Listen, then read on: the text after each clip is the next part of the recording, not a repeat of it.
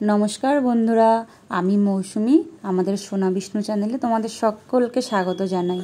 আর আজ রান্না করব কচু শাক। এই কচু শাকগুলো এরকম কাটা অবস্থাতেই বাজারে বিক্রি হচ্ছিল। এক প্লাস্টিক পুরো 10 টাকা নিয়েছে। তো আমি ভাবলাম ভালোই তো, একটু অল্প পরিমাণে অল্প, কিন্তু যেহেতু কেটে বিক্রি হচ্ছিল তো আমার জন্য ঠিকই আছে। আর আমি ভালো করে ধুয়ে নিলাম। ধুয়ে এখন আমি এই যে জলের মধ্যে গরম জল করে নিয়েছি। আর কড়াইটা লোহার কড়াই বলে এরকম কালো লাগছে। আর ওই কচু শাকগুলো দিয়ে দিলাম গরম জলের মধ্যে। আর তারপর লবণ দিয়ে ঢাকা দিয়ে আমি সেদ্ধ হতে দিচ্ছি। আর এরপর কচু শাকের মধ্যে সেরকম মশলা বিশেষ কিছু লাগে না। তো যা লাগে এই যে একটু নারকেল আমি কেটে নিচ্ছি, কেটে কুচি কুচি করে নেব। আর এরপরে নিয়ে নেব আমি পেঁয়াজটাও কুচি করে নেব। ততক্ষণে আমার কচু শাকটা সেদ্ধও হয়ে যাবে।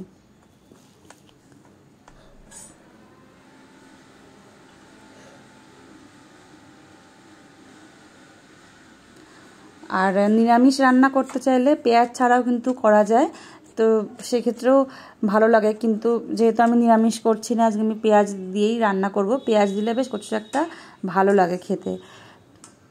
আর এই যে কচু শাক সেদ্ধ হয়ে গেছে। একেই তো কালো কচু ছিল, আর তার মধ্যে লোহার কড়াইতে রান্না করছি বলে শাকটা কিন্তু আরও কালো হয়ে গেছে। কিন্তু লোহার কড়াইতে রান্না করলে টেস্ট কিন্তু অনেক ভালো হয়। আর লোহার কড়াইতে রান্না করে সবজি খাওয়াও ভীষণ ভালো, তাহলে আয়রনের ঘাটতি হয় না আমাদের। আর সে শাকটা আমার সেদ্ধ হয়ে গেছে। আর যে এক্সট্রা জলগুলো ছিল ওগুলো আমি সব ফেলে দিলাম বা একটা বাটি দিয়ে চেপে চেপে। আর কড়াতে দিয়ে দিলাম সর্ষের তেল। আর দিয়ে দিচ্ছি আমি এখানে কালো জিরে আর একটু সর্ষে। এই দুটোর মধ্যে যে কোনো একটা দিলেও হবে। আর দিয়ে দিলাম একটু শুকনো লঙ্কা। আর যে পেঁয়াজ কুচি করে রেখেছিলাম সেই পেঁয়াজটা দিচ্ছি। আর এখানে লঙ্কা যে যেমন খেতে পছন্দ করো তোমরা, আমি এখানে কাঁচা লঙ্কা দিচ্ছি। বেশি দিইনি কাঁচা লঙ্কা, তবে শাকে একটু লঙ্কা বেশি দিলেই ভালো লাগে খেতে। পেঁয়াজটা ভাজা ভাজা হয়ে গেছে। আর এর মধ্যে দিয়ে দিচ্ছি আমি আগে থেকে ভিজিয়ে রাখা কাঁচা ছোলা। এটা আমি কিন্তু আগের দিন রাতেই ভিজিয়ে দিয়েছিলাম। তো ছোলা দিলে কিন্তু খেতে খুব ভালো লাগে। এখানে কিন্তু বাদাম ভেজেও দেওয়া যায়, কিন্তু বাদাম আমি দিচ্ছি না, যেহেতু ছোলা আর এই নারকেলটাও আমি দিয়ে দিলাম এখন। আর এই দুটোই হালকা ভাজা ভাজা হয়ে যাচ্ছে। আর এরপরে পরিমাণ মতো লবণ দিয়ে দিচ্ছি।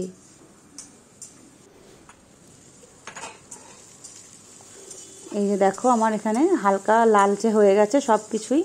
আর এইবারে আমি দিয়ে দেবো ওই যে সেদ্ধ করে জল ঝরিয়ে কচু শাকটা রেখেছিলাম, ওই কচুর শাকটা আমি দিয়ে দিচ্ছি। এছাড়া বাজারে যে সাদা কচু শাক বিক্রি হয় সেগুলো দিয়েও কিন্তু সেম প্রসেসেই রান্না করা যায়।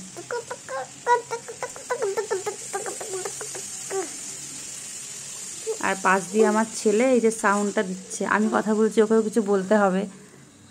এবার আমি ঢাকা দিয়ে আমি একদম লো ফ্লেমে রান্না করছি। আর দিয়ে দিচ্ছি একটু চিনি।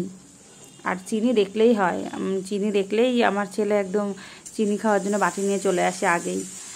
আর দেখো কচু শাকটা হালকা লালচে লালচে হয়ে গেছে ভাজার জন্য। আবারও আমি ঢাকা দিয়ে দিয়েছিলাম, ঢাকা দিয়ে দিয়েছি, দিয়ে আরও 10 মিনিট মতো রান্না করে নিয়েছি। আর লো ফ্লেমে রান্না করলে কিন্তু শাকটা পুড়বে না, যেহেতু জলটা সব ঝরিয়ে ফেলে দিয়েছি। আর এবার দিয়ে দিচ্ছি গরম মশলা। আর এদিকে আমার ছেলে স্নান করানো হয়ে গেছে, ওর খাবারটা বাড়া আছে, ওইদিকে ওকে খাওয়াবো, ওর খিদে পেয়েছে। আর ওই জন্য রান্নাঘরে, আমি যখনই রান্নাঘরে আসি ও রান্নাঘরে আসে কি আমি কি করছি দেখার জন্য। এখন চলে এসেছে রান্নাঘরে। আর এই দেখো কচু শাকটা কিন্তু আমার রান্না করা হয়েই গেছে। আর খুব সহজ কচু শাক রান্না করা, আর খেতেও কিন্তু ততটাই ভালো লাগে।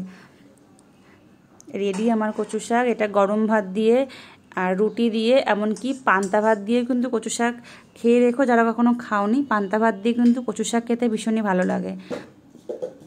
যাদের রান্না পুজো তারা তো জানোই যে পান্তা ভাত দিয়ে কচু শাক খেতে কতটা ভালো লাগে। তো এই ছিল আজকের রেসিপি। ভালো থেকো সকলে। আর ভালো লাগলে প্লিজ লাইক করে দিও, শেয়ার করে দিও, সাবস্ক্রাইব করে নিও।